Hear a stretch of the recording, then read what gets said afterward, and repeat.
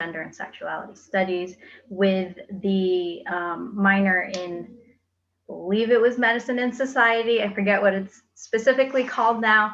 I translate it to other people as public health, and I was also part of the Global Studies Global Citizenship Program. And for my graduate studies, I obviously did sociology. And so where I am today, I am currently the manager of endowments and gift documentation at the College of Arts and Sciences in the University of Washington here in Seattle. So hi from the West Coast. What that essentially means is that I work in the world of philanthropy that is focused on higher education.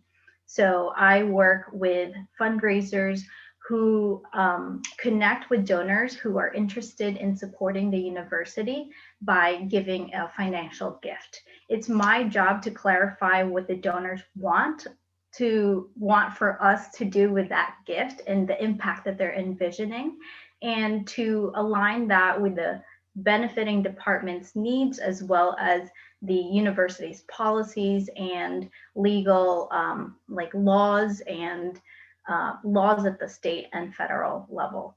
So there's a lot of collaborative work involved, as well as some creative thinking necessary, just to kind of capture everyone's interests and needs, while also making sure that we are not doing anything illegal. So I will stop at that and pass it on to the next panelist.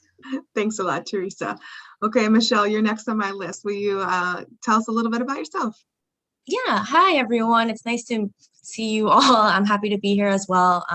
So my name is Michelle. I'm also from the class of 2014. I majored in both sociology and women's gender and sexuality studies, and I also minored in health, medicine, and society and creative writing. I currently work in Kaiser Permanente, Hawaii, Center for Integrated Healthcare Research as a research assistant. And basically our work focuses on applying evidence-based public health approaches in a healthcare delivery system within a large multicultural population. I've been here for a few years now, and I've been able to collaborate with other integrated healthcare systems on the mainland and also other Kaiser Permanente departments as well. So everything from like West Coast, we've done stuff with University of Washington as well, to all the way to Boston and Harvard Pilgrim. So it's been good. Yeah. Well, Michelle, I really think I need to come down and visit you to learn a little bit more about what you do there. I think that you need. Yeah, you're always welcome. Okay, thanks a lot. Adina, I'm going to go over to you. So tell us a little bit about yourself. Sure, thanks for having me. Hi, everyone. My name is Adina Bono. I graduated in the class of 2012 with a double major in sociology and Spanish. And Three's Company, I was also a health, medicine, and society minor, so glad that we have a lot of representation here. After Lehigh, I went on to get my master's in health administration from Hofstra University. I've worked in healthcare probably now for about 8 years since undergrad. And I am currently at New York Presbyterian on their digital health team as a senior project manager. I mostly work on remote patient monitoring, which is a way to monitor patients in different disease states digitally. And most of my work is actually centered around the Washington Heights community of Upper Manhattan. So serving a lot of underserved populations, primarily Spanish-speaking patients that aren't typically connected to tech. I think that my experience with my classes at Lehigh and what I'm really excited to talk about today is how some of that has shaped my outlook on developing the best, most robust programs for patients who aren't always advocated for and represented well in society. So really excited to talk about that more with you guys today. Great. Well, thank you to my panelists. I'm not sure if Sarah or Xavier is here. If you are, give me a shout. But I'm thankful to have a nice diverse panel today. This is the part, students, where I'm going to look to you. Use the chat button in the bottom there put your questions in there. I'll send them to the panelists. I'm going to kick things off because I heard a very common theme from all of you. And I see that with the current students here, you all had double majors, you had a slew of minors. There was this very complementary idea that you partnered up with another program at Lehigh. So does anyone want to speak to how they made that choice? What were they looking for when you looked for other, majors or minors, those skills? What was your thought process around doing more than just your anthro or just your sociology degree?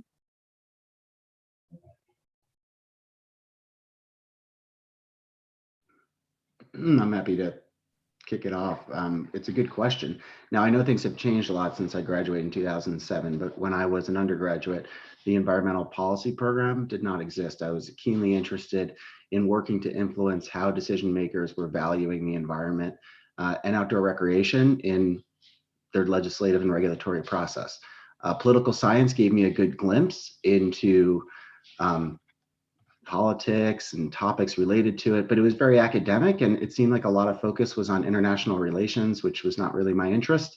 Sociology brought me a lot of skills in understanding people and how people interact with each other.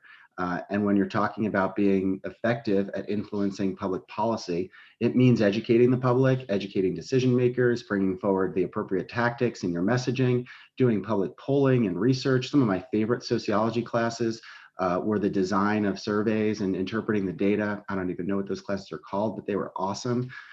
So bringing that all together allowed me to craft a program that gave me the experience in environmental public policy, the process, and the how. And I've used that skill set to set my career up, working to develop campaigns to create positive outcomes, securing funding for parks and trails and open space. That is the kind of work I do every day. And I work with a team of people across the Northeast that do that as well. It was also my advisors in undergraduate that helped me kind of figure that out as well. So I brought good questions to them instead of just meeting with them to help develop my course load, really talking to them about where I wanted to be in 5 years and how to structure my majors around that. I definitely encourage folks to think about the things you like about your major and the things you don't like. And if there are things you don't like I wasn't interested in international relations, kind of figure out how you steer in the direction you want to go. Any other panelists want to take it on? Sure, I can say a little bit. Oh, sorry, Dina, did you? No, you go ahead. Okay, thanks.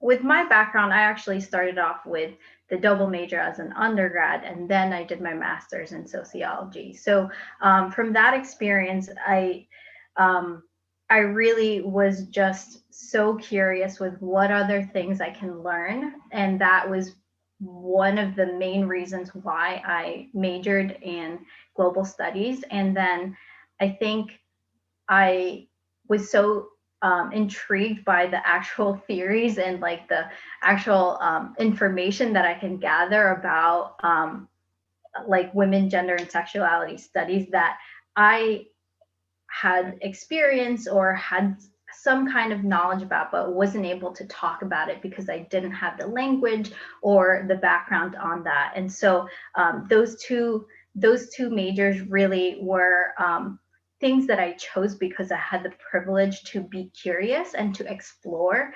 And those two majors ultimately led me to choosing to get a master's in sociology, because I think those two majors were outlets for me to learn about things I didn't know about and were curious about. And then sociology allowed me to really interact more with those things that I was learning about. So what I mean is I got into doing research and learning more about inequalities based on gender on a global basis. And that was super cool because then I had the basis for actual application of understanding what's happening, analyzing it, and being able to provide some kind of conclusion on the things that I'm interested in and curious about. Yeah, I think I kind of started out the opposite, where I had a different plan for when I came into Lehigh. I started off pre-med and planned to do a bio Spanish double major just because I came in with credits for my Spanish major. And lo and behold, I quickly realized that it wasn't medicine that I was interested in, it was health. And I think sociology actually helped bring me to that point. I remember taking an intro to sociology class, I want to say sophomore, maybe must have been sophomore year. And I found it fascinating. I just thought that, we do such a job, especially in the US, I would say, we do such a job on like focusing on the minutia rather than really looking at the big picture sometimes.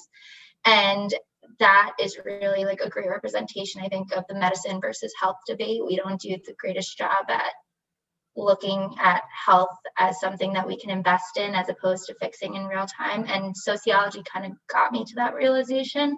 I was able to see things from a more global perspective and see how other places do things, how, insurance looks different, how healthcare delivery looks different. And while there are some great parts of the US healthcare system, there's also some really big needs for improvement. And around the same time was when the Affordable Care Act was coming into discussion and, President Obama's presidency and how that was going to have an effect on the healthcare system. And I think a lot of my classes framed the way that that would impact future generations so well that I knew that I wanted to be at the forefront of the ever-changing landscape. And that kind of pushed me in the direction of saying, I want to be in an administrative role one day because I do want to inspire change that's not just good on a person by person basis, but is good for our overall population and the health of our nation and world. Those were lofty goals. I haven't gotten there yet, but the idea that sociology definitely helped me see things from less of a me perspective and what affected my circle and what actually happens in the real world. So, yeah. I love some of your ideas. I heard a lot of reflection that you guys did on. I learned this about myself. I saw this skill as necessary. I recognized later on I needed this additional piece. And I know a lot of students reflect on that. So I'm going to back up too, because Xavier is snuck in here. He had a sneaky name under his title there and I missed him. So excuse me, Xavier, but would you mind introducing yourself to the group here as well? Yeah, sorry about that. I guess my first name's not there.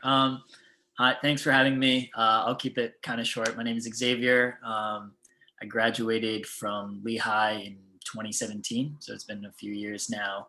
I work as a journalist. I'm a reporter at the Wall Street Journal, and I'm also a documentary filmmaker.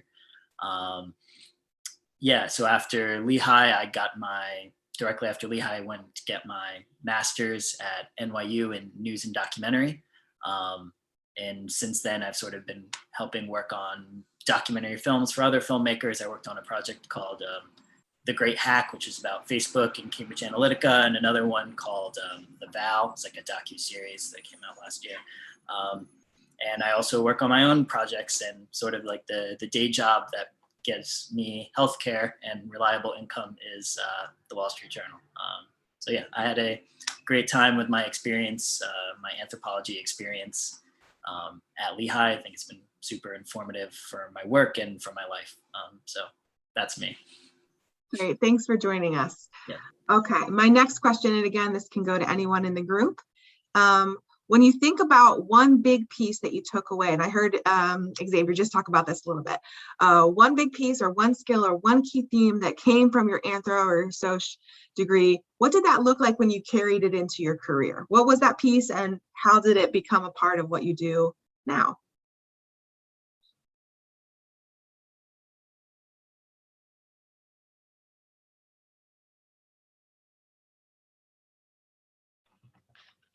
I started off the last one. Anybody want to take this one first? Xavier, I'm calling on you. Sure. I would say thing that I took away, I think just my interest in the types of topics that I'm interested in. I think maybe like the me of 8 or 9 years ago may not have been as prepared or as interested in sort of the issues with a lot of, no like morally right or wrong answer, but a lot of, there's a lot of complexity. So I'd say like, for example, I took a class with Professor Whitehouse, was one of my favorites. I think it was the global capitalism class, where we examined like the history of capitalism, sort of financial and monetary systems around the world. And it really sort of opened my eyes to different thinkers, and really just trying to question how things occur. Things don't happen naturally with humans. They are usually created or manifested in some way. So I think sort of that idea that things are constructed by our surroundings and who we surround ourselves with and our income levels and what we look like is something that has been very informative for me. Yeah, You go ahead. Oh, okay. So I would say my experience at Lehigh with sociology, my courses really helped me, it challenged me to critically examine the intersection. I was also a women's gender sexuality studies major. So the intersection of gender and other power structures and how it influences social construct and human behavior, and how I brought that into work now is as a public health researcher. I look at everything from someone's gender or education, socioeconomic status, environmental, all those health, all those influence, how all of those things influence someone's health. And it's really helped me communicate with our potential participants, all of the people that I'm recruiting for our studies. It's helped me hear their stories. It's helped me conceptualize them, and then also apply that to data and like how we're going to look at this moving forward, how we're going to apply this to our current delivery system. I would say sociology, it's cool that we're all doing such different work now with this major, but just how to look at people's experiences, how to look at human behavior and social structure, social concepts, all of that, and how I'm applying that now into my everyday work. So yeah, it's kind of cool. I think there's also, for me, I don't want this to sound patronizing, but it brought empathy to a lot of my actions, or, a lot of my work. And maybe it's more perspective, but I think it's very easy, especially when I came to Lehigh, the first 18 years of life, like your exposure to different people and different things and different situations isn't really, I would say, at its pinnacle. For me, it definitely came from post-grad and moving to the city and working with different people, interacting with different people. And I think even now, when I started my role on the digital health team at NYP, I used to think of projects very from my own situation and what would work for me and what would work for me as a 20-something-year-old woman living in Manhattan. And then I slowly realized, I'm not the only market. I am not the only, my abilities are not the only abilities out there. My access is not the only access out there. And it kind of brought me back to those classes where, you would have to think of how things had a more global impact and how people are affected differently by where they come from, what they've seen, what they've done, what they've experienced. So it definitely has helped shape, me thinking as a more global citizen, so to speak. Great answers. I've got a great question here from one of the students. Dior, thanks for sending it over. He's asking you guys to think about your first job. So that first position outside of Lehigh, what did that look like for you? How did you know it was going to be a right fit? And how long did you decide to stay in that role? I can jump in.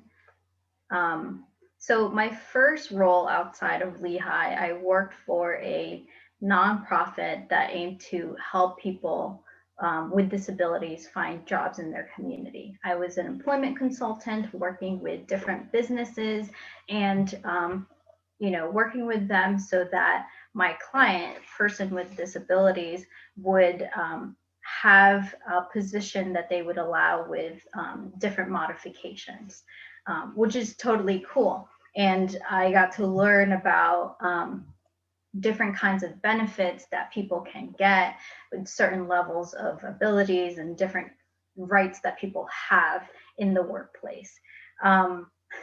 So I landed this role in a weird way. So the question of how did I know it was a good fit? So after graduating from my master's program, I decided that I would do a West Coast trip and visit my friends. And from that experience, I really fell in love with being on the West Coast and decided that I would move out here. And so it's not your very linear path of, okay, I'm going to go from this to this to this. I actually made my way out here because I realized moving out here was just something that I wanted to do. And I reached out and networked with people that I know, both from Lehigh, from my high school friends and family, and tried to make connections with whatever I could get out here. And actually, I had applied for multiple jobs, and one of them, which became my second job out here, was the reason why I took the leap to take a flight, a one-way ticket flight to make it out here. So all of that is to say, I really enjoyed that I was able to give back to the community in the way that I was able to, because it combined my ability to make it out here and also apply some of my knowledge of understanding different ways, the different systems in which people of different abilities have to navigate our society. So not quite a linear path, but it was quite satisfying for me. And also I stayed there for about a year and a half, because the nonprofit that I originally interviewed for actually called me up and talked to me about a position. And so that's how I transitioned my way to that second job.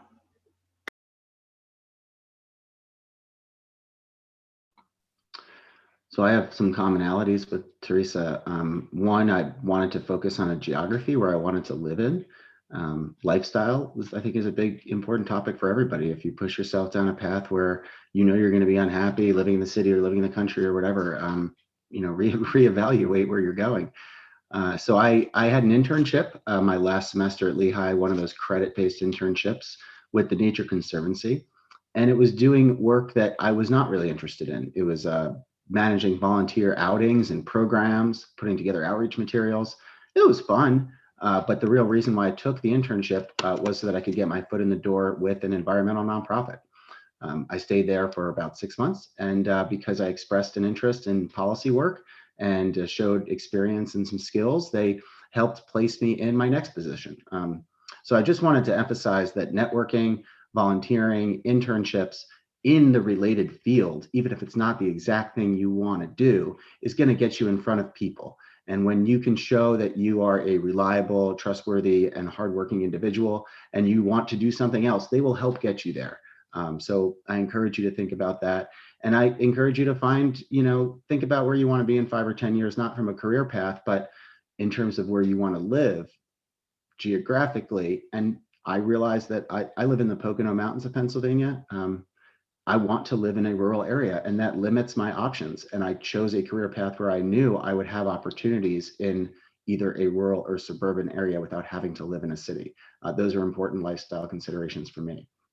I wanted to add some insight there, and then bounced around a little bit, found some jobs that were term or contract based, working in policy, until I could finally land one at a stable organization that could host me for a longer time. I've now been with the Appalachian Mountain Club for 12 years. Anyone else? Thanks, Mark. You actually brought up, oh, go ahead, Michelle. Oh, no, it's okay. I just want to point out something that he said there that was really important. His experiences as an undergrad while he was still a student allowed him to identify some of his interests, and that's going to be a big one there. But Michelle, please jump in too. Well, to bounce off of that, actually, I didn't even know what research really was growing up. So I didn't even think of it. It was not even on my radar. I'm kind of like Adina. I came into Lehigh with a different path. I was also pre-med. But, you know, one of my, I think my freshman advisors gave me a really good tip, and he just said, like, this is sophomore year first semester, like, don't take any of your required classes, just take any class that just sounds interesting, like read the description and see if that kind of like just gravitate, if you gravitate towards it. And I did, and fortunately a bunch of those classes are sociology and women's gender and sexuality studies, so that's kind of how I became double majors. But one of the requirements, I believe, to graduate in sociology is you have to do an internship, a research program, a research project, and a thesis, I believe.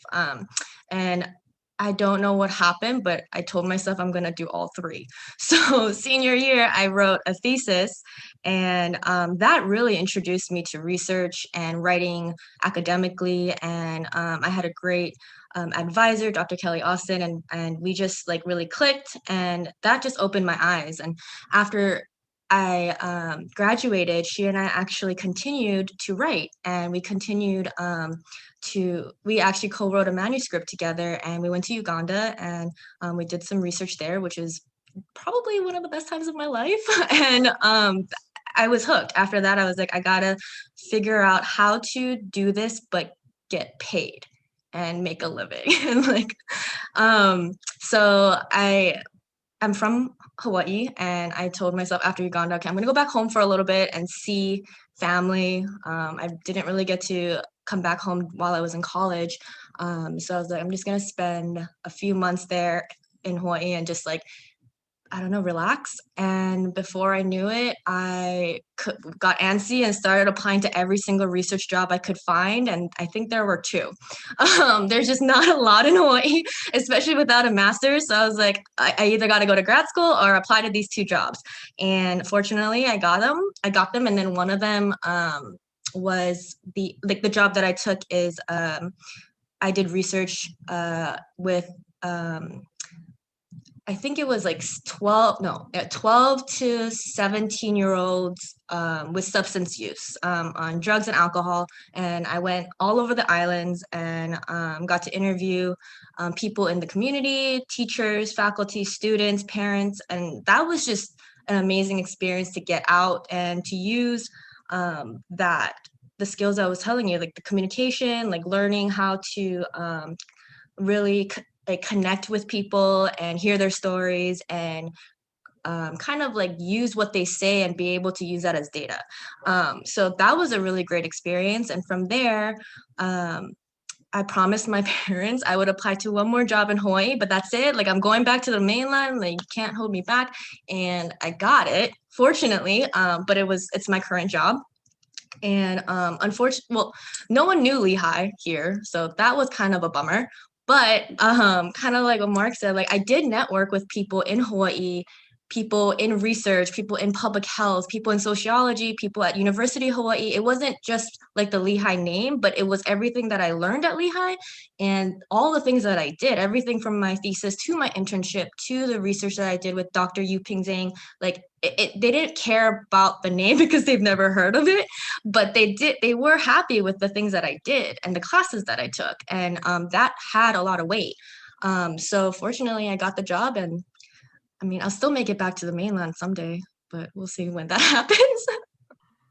Michelle, I'm actually going to jump in with a follow-up question there because one of our students sent one in, and I heard almost everybody who talks about their first job talked about this too. So backing it up from first job, where did you guys identify some internship opportunities? You know, I heard Michelle talking a lot about research. How did you build some of those experiences outside of the classroom while you were still an undergraduate student? I guess I'll just kick this one off. So I think it was sophomore year, I took a class with Dr. Yu Ping Zhang. It was some class on sociology in China and work, I believe. And one of the other students, he was a year or two older than me. He had worked with her on a research project during the summer. So he was telling me a little bit about it. And then I talked to her and I applied to the Stroll grant, I believe. And I got it. So that was cool. So during that summer between sophomore and junior year, I was her research assistant. And it was very, very, it was like really easy, basic tasks that I got to do, but it was cool to just get that exposure and see what she did on a regular basis, and to learn how to read all these literature reviews and create charts and tables from the data from it. It was like really good exposure. And then after that, I interned the next summer. I did the Lee Iacocca internship in Ukraine. Also great. I don't know if Lehigh still has that, but that was also a really great experience. I got to do a lot of sociology and gender related work while I was in Ukraine. And then I think I did an internship at the Women's Center. Also, wonderful experience. Yeah, there's just like honestly, I didn't really even look to do a lot of things. It kind of just like it's all there. Like that's what I talk to a lot of students from Hawaii who are thinking about going to Lehigh, and that's what I tell them. It's just like everything is at your fingertips. You just gotta kind of talk to professors, talk to other students, and if there's like the Women's Center, I just kind of hung out there. I didn't even like know that they had internships until I think I found out one of the students who was hanging out with me all the time was an intern, and I was like, oh wait, I want to do that. So yeah, you just gotta like kind of talk to people, and it'll happen. It'll all happen.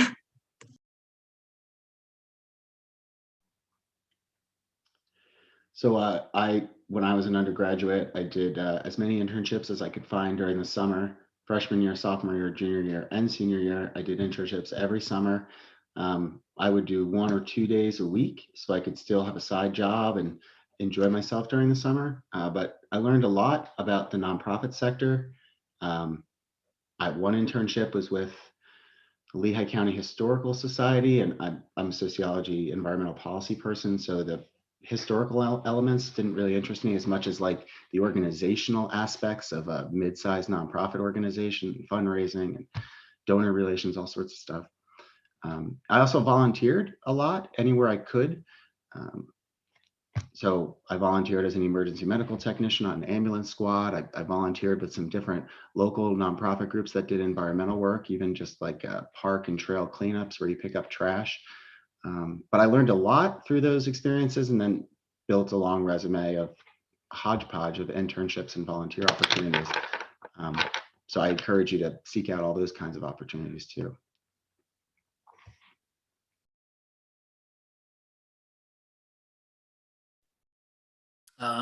I can say I was really bad at sort of the internship thing at Lehigh. I wasn't particularly good until like later on, until I was sort of getting ready to graduate. So if there's anybody out there who is like a junior or senior and like hasn't really done a great job at it, I did the same thing. I don't know. I just, for some reason, it didn't work out for me in that way, and partly because I had switched my degree to anthropology and things like that. But I would say like the thing that was most helpful for me was reaching out to people who did what I wanted to do. So no matter if I thought they were like kind of unreachable, I would find some way to get in contact with them and email them and then ask them. I mean, the worst thing they could do is say no or tell you to leave them alone. So I would encourage people to in a respectful way, like reach out to the people that you admire in the field or whatever you want to do. So for me, it was like sort of documentary film kind of thing. I reached out to people doing that, asking, does this seem like a good path? How did you get there? Does this make sense? Just conversations like that, especially if they're not that far removed from where you are, if they're only a few years older than you or something like that. I found that to be super helpful because people are usually pretty eager to help others who are lost or just trying to figure things out. So that was what worked for me.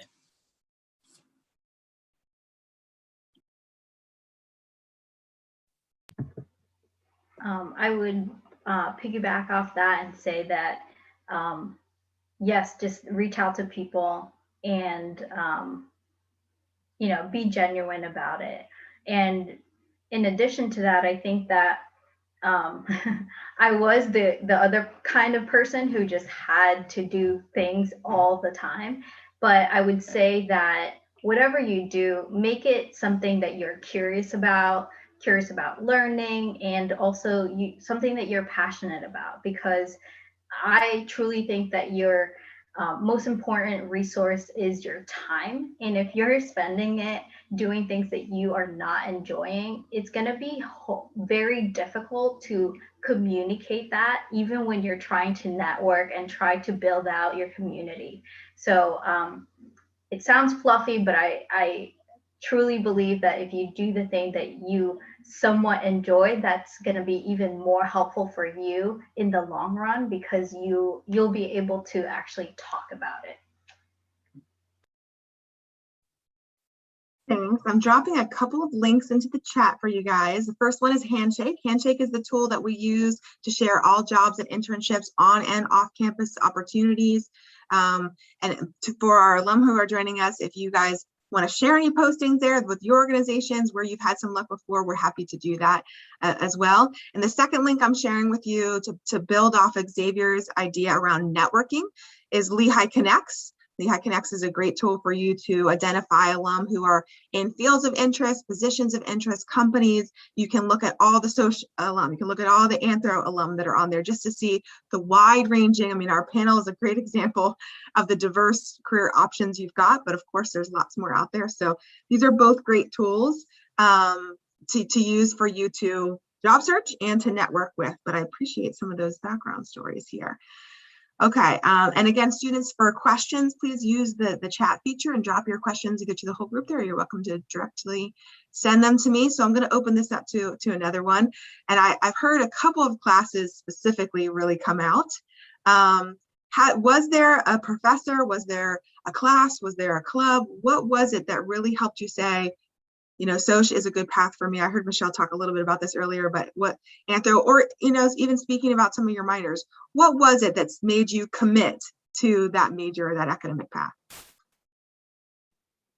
I think for me, I was actually just looking her up before we started this question, but I had two professors that I would say shaped my outlook on my path through sociology, and that was Dr. Judith Lasker was my advisor. I was so fortunate to have her and she had similar interests to me with medicine and sociology and women's healthcare. So she was the ultimate resource to have. I remember I got mono the semester that I took her data analytics class, and I was struggling so terribly with, I think it's SRSS, one of the databases, and she was the kindest person and just, took that in stride and made sure I didn't fall behind. So I really appreciated that.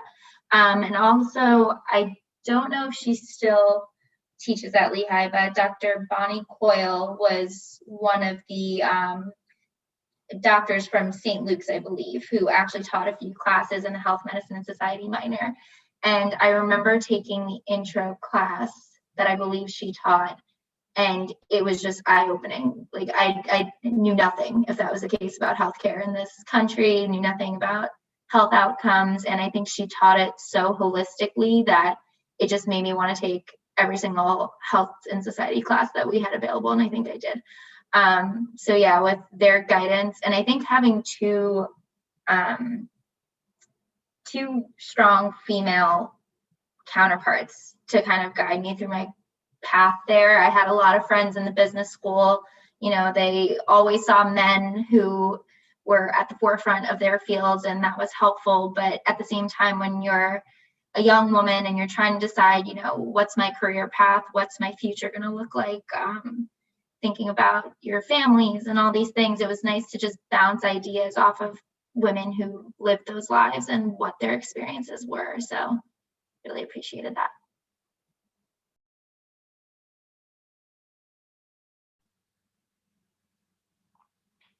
My favorite professors, now this is going back to 2007, 2003 to 2007, was John Martin Gilroy.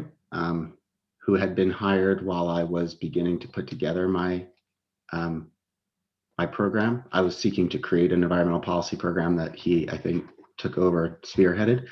And Dr. Matthews, political science professor, and maybe the director of that program. And in the sociology department specifically, my favorite class was related to how you create surveys and instruments of data and question, the public's reaction and interest. I found that fascinating. I ended up minoring in statistics and probability in part because I was so fascinated with kind of the structure of how you gather information about the public and their perceptions of different things and attitudes and behaviors, which I found to be very important in my work. I'm surprised in my nonprofit work how important metrics and pre and post work analysis is to our funders and to my boss. But it's a part, I think, of every sector out there is understanding how you assess success. Those are, my 3 favorite experiences that I think influenced my career trajectory.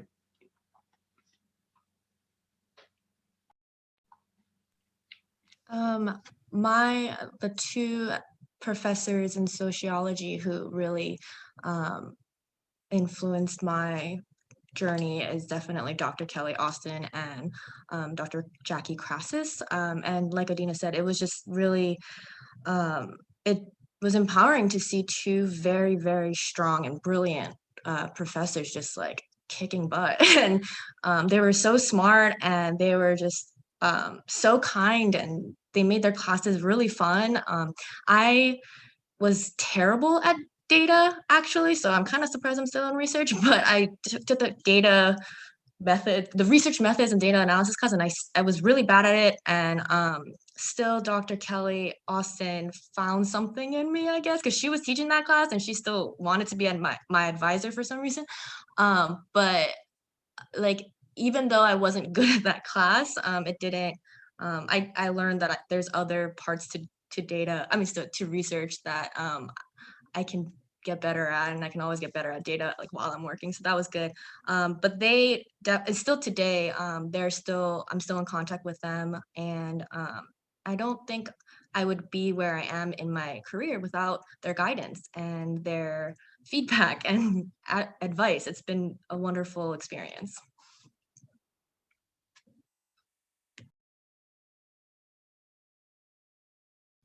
All right, those are some great answers. I hope that you guys are picking up on some of these really common things that I'm hearing, is that it was those who went out and sought those relationships with faculty, that looked for opportunities to apply for. No one's going to walk by you on the street and be like, hey, are you looking for an internship? Because I got one for you. It really does take that initiative on your part. And just as a shameless plug here, the Career Center wants to help you with this process. So if you're hearing about some of these opportunities that the alumni were pursuing and you're realizing that sounds great, how do I get started? I would love to work with you on any of those steps. So know that you're fully supported through this process after that. Okay, I've got a few more questions here, and maybe this one's a little bit of a difficult one, but I'm going to throw it out there to see if we have any takers. What was maybe one of the biggest challenges you faced? And you're welcome to reflect on either your time at Lehigh or your professional experiences. What was, a difficult situation, a challenge that came your way, and how'd you deal with it?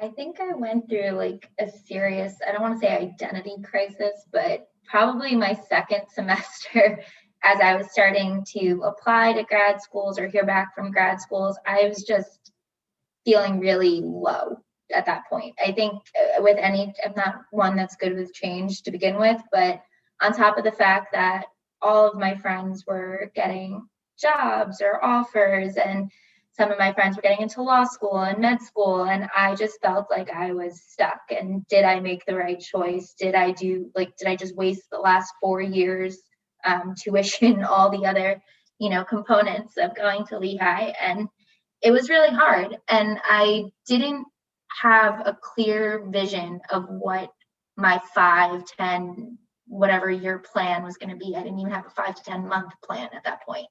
And luckily, I don't think that it necessarily came out of getting into grad school, but I think graduating and just having that physical symbol of the degree in my hand, I was like, you achieved something. At the end of the day, whether or not your future is 100% set on the day you graduate Lehigh, you've achieved something great by studying and learning and experiencing something that some people aren't fortunate enough to experience.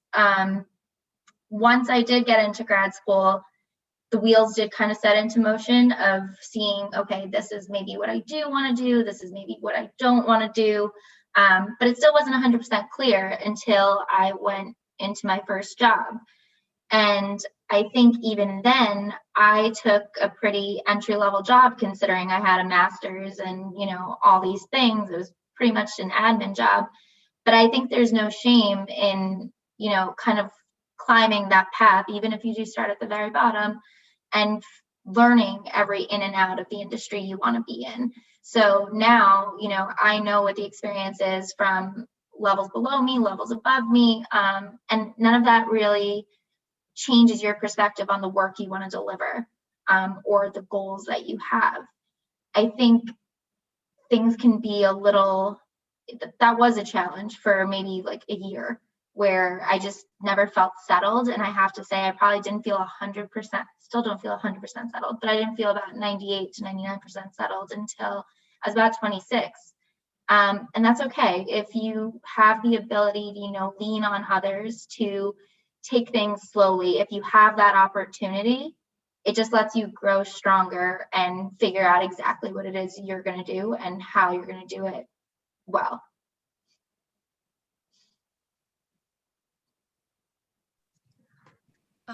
Yeah, I think for me, after my research trip in Uganda coming home, I was also a little lost. I also did not have a 5-year plan. And I barely had a 5-month plan because I really didn't even know I was going to be in Hawaii for this long. But I think the struggle was I didn't have like hard skills, like, and my major being sociology, women's gender sexuality studies, it, like, I didn't have the data or the statistic skills or any of that. So, and with no one knowing Lehigh, like our alumni group is very, very small. So it just was, I kind of felt lost and I didn't really know what to do. So fortunately I did have time to write the manuscript, but like Mark was saying, I just volunteered a bunch and I just kind of got out there, got out in my community and did things I didn't even know I wanted to do. I did a lot of beach cleanups and I met a lot of people who do sustainability and environmental and climate change work in Hawaii, which was something I didn't even know I was interested in. But then from there I met, it was just like, because I was lost, I was kind of just wandering around. And then through that, I was able to meet so many different people from all different types of all different backgrounds, like all different who are all on different career paths. And from there, I was able to just like writing my resume or my cover letters, I was just able to hone in on the actual skills, the hard skills and the soft skills that I have, and play that up. I couldn't lean on the Lehigh name, unfortunately. And it was kind of hard seeing all my friends, especially my chemie friends who like got jobs right away after college. And I was back home chilling. So yeah, I would say that was hard, but I definitely, it made me reflect on my 4 years at Lehigh and what I did. And it made me reflect on the skills that I do have and play that up a lot. And like even in my department now, everyone it has a different degree. I think I'm the only sociology major. And that came into a big favor because people were like, oh, wait, what did you do with that? And then how are you going to apply that to work now? Because a lot of people are in biology or chemistry or nutrition, majors like that. So yeah, just play up your skills and it's whatever, I'm sure other people can speak to this, but whatever work you're doing, a lot of it is going to be teamwork. And because of that, you want to be able to contribute to something, and you want to be able to collaborate with other people, and you don't want, they're not going to be looking for someone who's good at everything. They don't want that. They want someone who has strengths in certain things, and yeah, really play that up.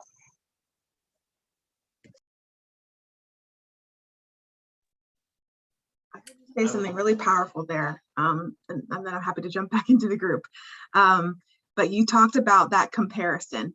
And I joke that I wouldn't have a position at Lehigh if the engineering students and business students didn't stress out my arts and science students so very much, because there's this very dangerous game of putting yourself alongside someone whose career interests and skills look very, very different. So whether that's timelines around when they got offers and when they took positions, the types of opportunities, the paid internships versus unpaid internships, the idea that CAS is easier. How many people have heard that? Oh, you're going to the easy areas, right? Yes, that's very, very common. But I want to challenge you guys to think about this differently. Is really the only people who are fair comparisons for you are those who are on the same career path as you. They're looking at the same industries, that are interested in the same types of positions.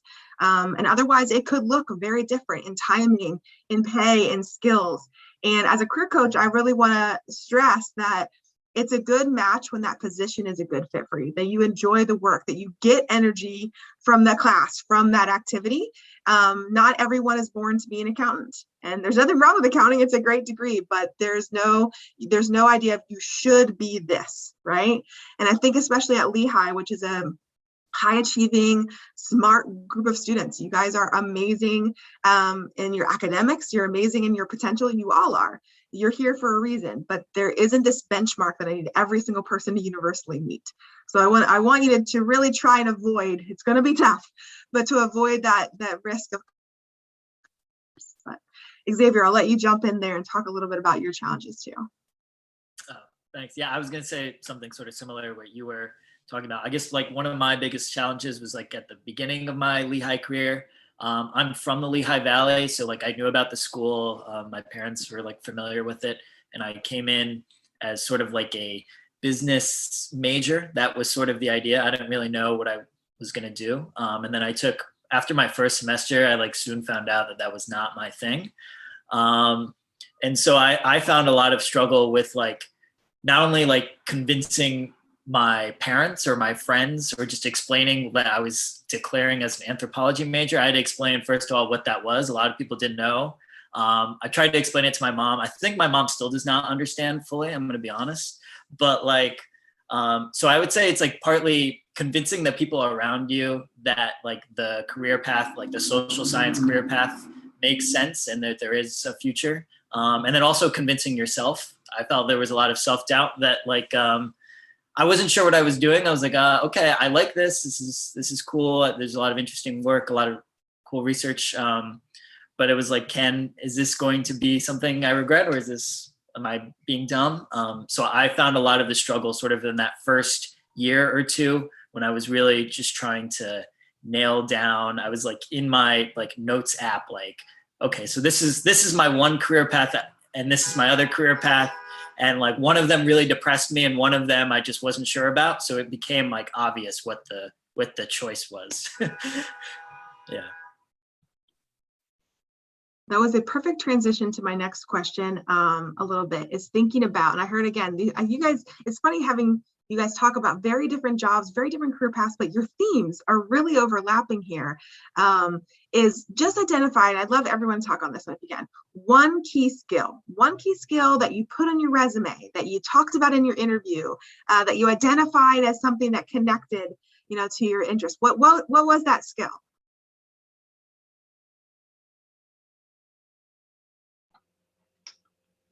My skill is teamwork, collaboration. Leave it there.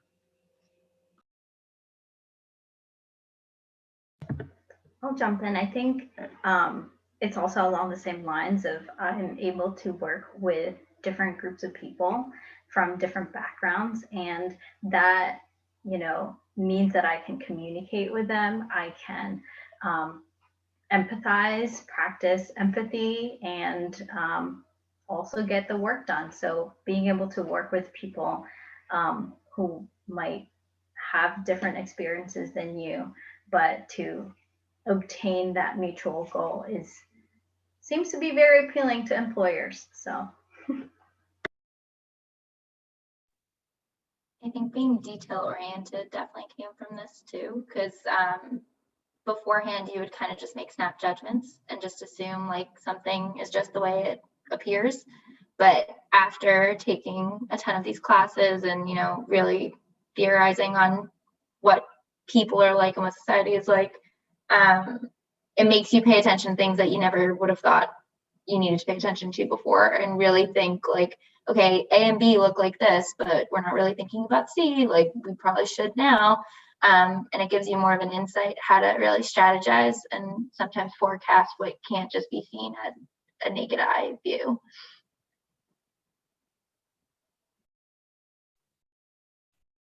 Yeah, I would say, I guess like adaptability, like being able to be like nimble in terms of your environment.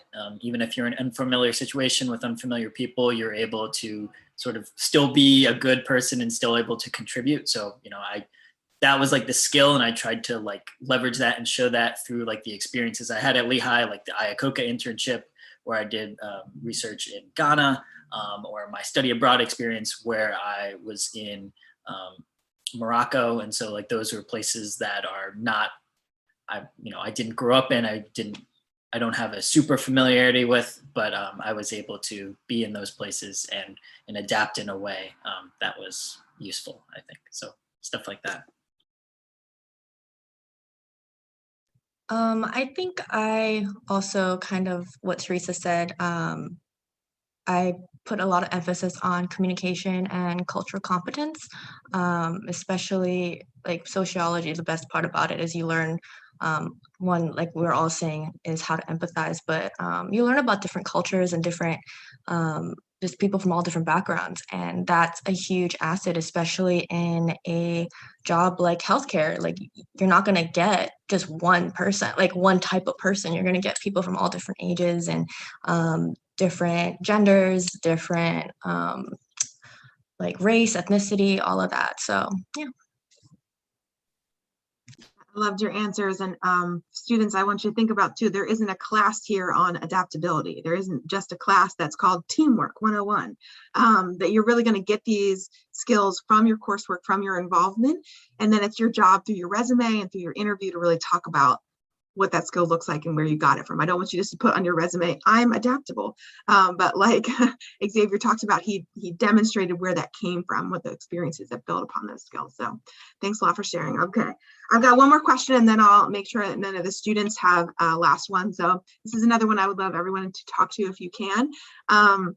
But before students get all the way to graduation, what is one of your, I wish I'd known this when I was a student, or that idea of hindsight? So what is maybe one or two key things that you want them to think about or to go take advantage of or to know existed? So who wants to kick me off again? I'll kick it off. This one might not be super career oriented, but I think it's important. I wish, with my personality, I wish that I had known that I could cut corners sometimes.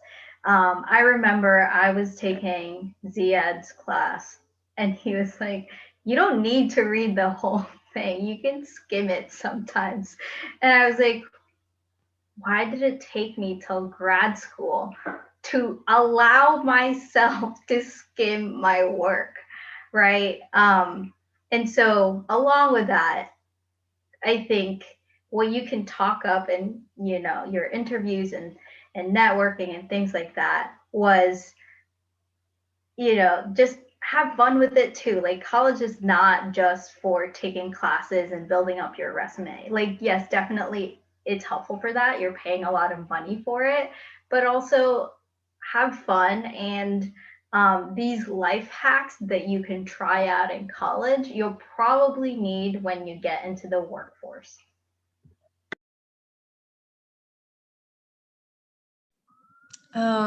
So I think one thing that drew me to Lehigh was the mandatory office hours that professors had. And I definitely took advantage of that.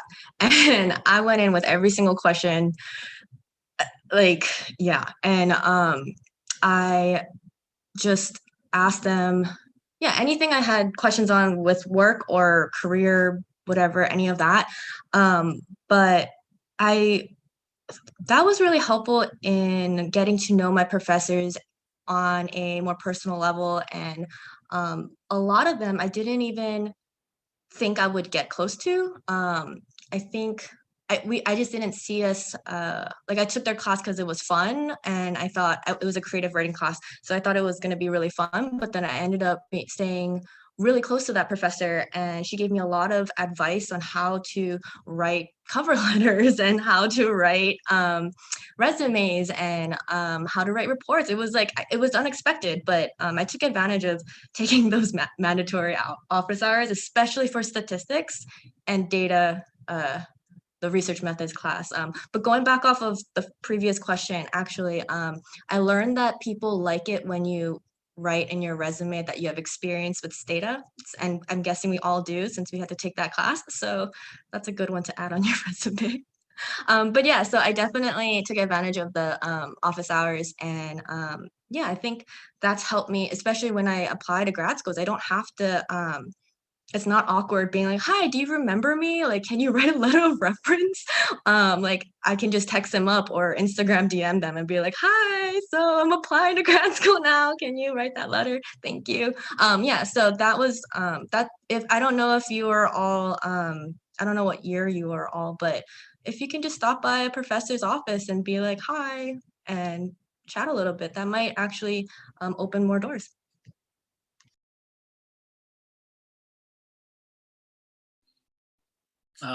I would say if you can, try and do more independent studies, like independent study credit. I did that my senior year, and I wish I had done that earlier on. There's obviously lots of great classes at Lehigh, but if you find something that you're really deeply interested in, a topic or some kind of research, and you know there's a professor at Lehigh who has like some familiarity with it, you can like just take like a 1 credit independent course, and just really get the time to study it, and have somebody to bounce off with who like has a lot of knowledge and can really sort of lead you down to a place where you become a lot more familiar with it. So I would say independent study, totally for sure if you can. That was something that I really enjoyed. Professor Whitehouse, good guy. I think 2 things that I took away was that definitely to try to expand what kind of classes you're taking. I mentioned that, you know, everything I talk about is health, and my minor was health, medicine, and society, but I really wish, like, hindsight's 2020, that I had looked into some different classes, because I do have interests outside of health. I think global capitalism would have been so interesting, you know, learning about other countries and civilizations. And I was just so hyper focused on filling this one need for whether it be my grad school applications or whatever it was.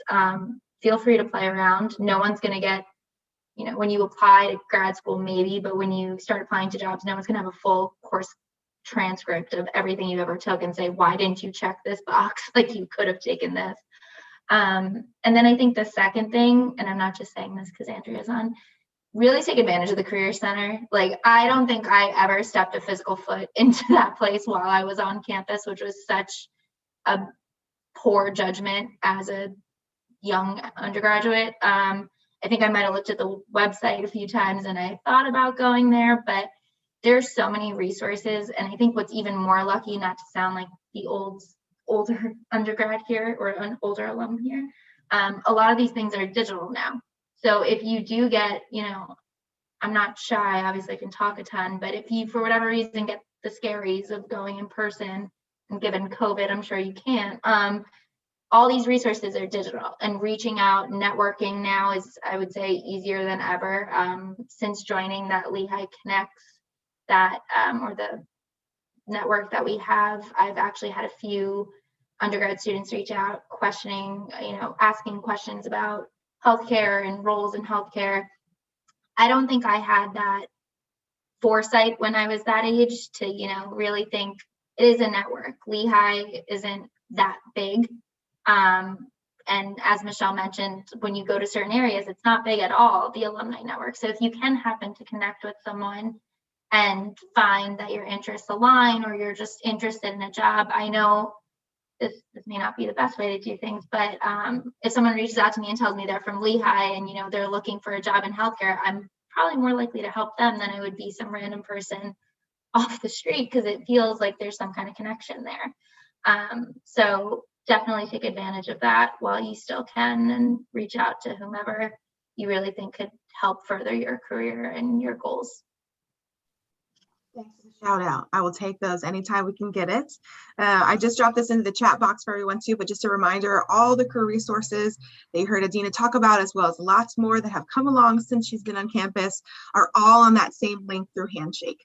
So I would love for you guys to explore there. You can schedule an appointment with me. You can use our career resource library, even links to Lehigh Connects and some of our networking tools. You name it, we've got it there on Handshake for you. So please take advantage of that source. So a few comments I'd like to add, and the first one might get me in trouble, but I will admit to what I did as an undergraduate.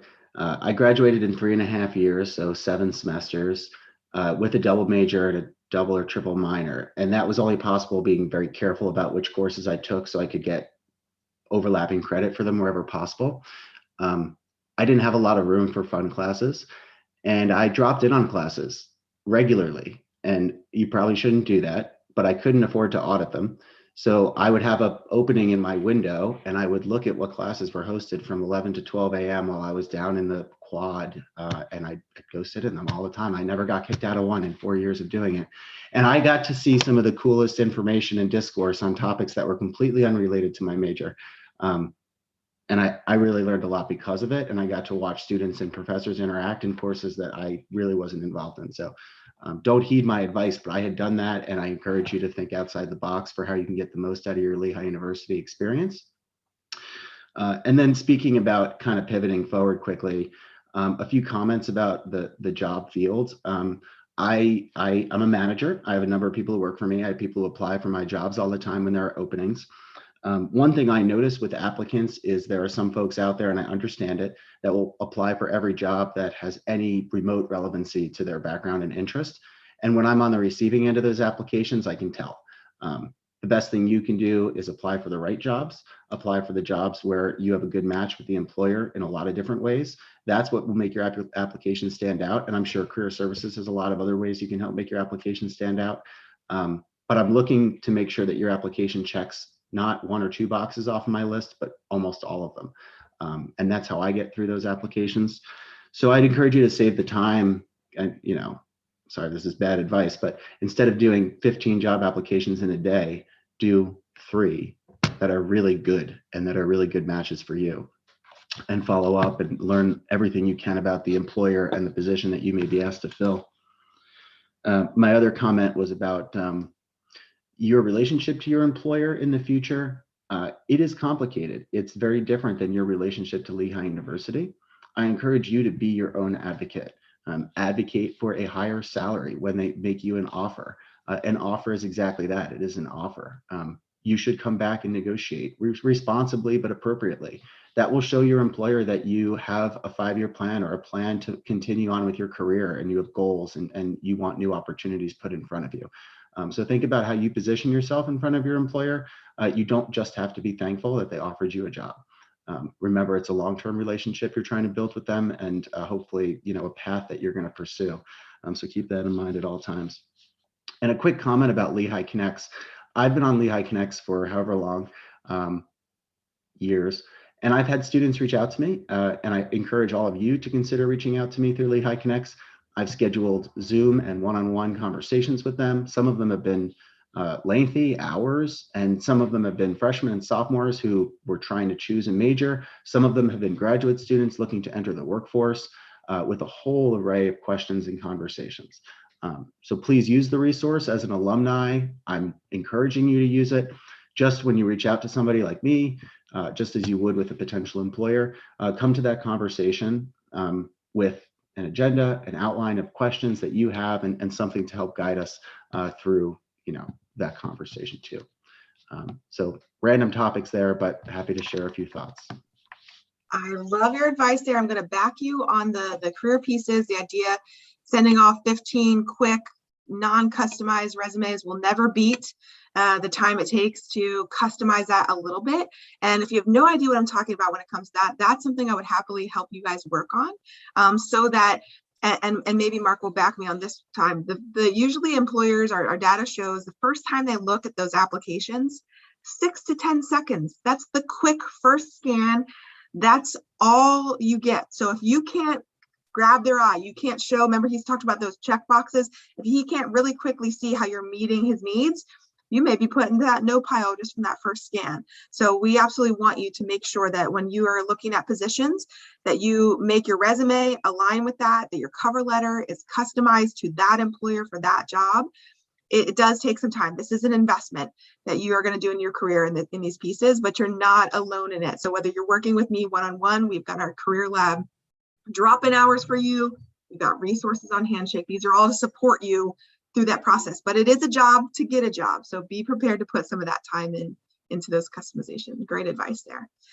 Did I miss anyone on this last hindsight or advice for students here? Did everyone get a chance? Okay, great. Well, thank you again very much to my panelists. Guys, I heard some incredible information tonight. I am recording this, so I will share it out with you and put it on Handshake for our students to access as well. We appreciate your time. We really appreciate the feedback you've got tonight. I know I learned something. I'm really hoping everybody else did here. So thank you for joining us, and we wish you all well.